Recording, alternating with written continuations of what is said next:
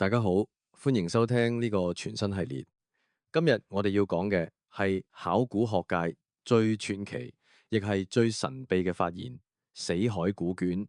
好多人都聽過呢個名，但未必知道佢對我哋理解聖經、古代猶太教甚至基督教嘅起源有幾咁震撼啊！自從1947年古卷面世到1991年碎片正式解禁，呢幾十年間關於佢嘅書多到數唔晒。有啲係深奧到爆嘅專家報告，有啲就係講到神神秘秘，話梵蒂岡掩蓋真相嘅陰謀論小說。點解死海古卷會咁受傳媒歡迎啊？首先佢嘅發現過程好傳奇，佢係由兩個牧羊人意外喺洞穴揾到。另外仲有90年代初期嗰場古卷爭奪戰，當時一世祖學者長期壟斷咗4號洞穴最豐富嘅未發表資料，唔肯俾其他人睇，搞到學界怨聲載道。直到1991年，以色列文物局頂唔順壓力，宣布全面開放，呢場爭奪戰先至告一段落。開放之後，即刻就爆出咗大新聞，有2位美國學者宣布喺啲碎片入邊發現，原來係舊約聖經，即係耶穌未出世之前已經被殺嘅彌賽亞嘅片段啦。呢個消息係核彈級。因為如果喺耶穌之前，猶太人已經有彌賽亞會被殺嘅觀念，咁就可能會挑戰到基督教同埋耶穌嘅獨特性。不過後來學界利用多光譜影像技術，即係好似衛星影相咁，將啲模糊到肉眼睇唔到嘅希伯來文字放大處理，結果發現大家擺咗個大烏龍。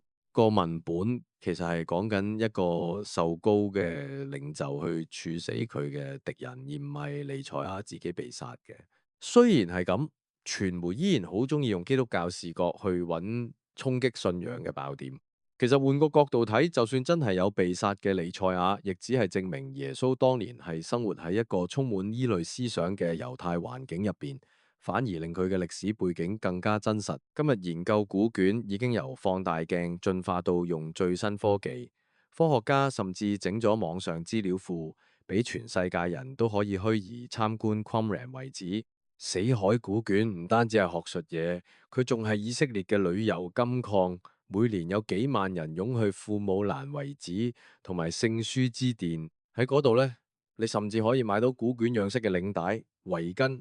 甚至係打住死海古卷名號嘅泥漿。但係對以色列嚟講呢，古卷唔止係錢，仲係國家靈魂啊！1947年發現古卷呢，剛好係以色列建國前夕呢，對佢哋嚟講，呢啲喺沙漠收埋咗2000年嘅文字，象指住猶太民族重返故土。歷史總係充滿諷刺嘅。雖然古卷咧對耶路撒冷好重要，但係歷史學家知道，當年寫古卷嗰班愛色尼派隱士咧，其實係因為覺得耶路撒冷班祭司太腐敗，先至憤而自我放逐去沙漠住。講到尾，最避唔開嘅話題就係梵蒂岡陰謀論啦。最早咧係由英國學者 John Allegro 傳出，佢懷疑編輯團隊入邊班天主教神父有心拖慢進度，驚古卷入邊有內容挑戰到教義。雖然佢個女之後寫書話揾唔到證據，但係呢粒陰謀論嘅種子已經種咗喺大眾心入邊。其實研究進度慢嘅原因好現實，經費不足、專家太少、碎片太爛，同埋班學者太過完美主義。最後死海古卷仲引發咗一場震撼法律界嘅版權戰。90年代初啦，有雜誌未經授權呢，就公開咗一份古卷重構初稿啊。結果被學者告侵犯版權啦。呢場官司最精彩嘅係2000年前嘅死人寫嘅字，現代學者去執翻埋一齊填補空缺，呢份成果算唔算係原創？最終法院判學者勝訴，認為編輯古卷係極高難度嘅專業勞動。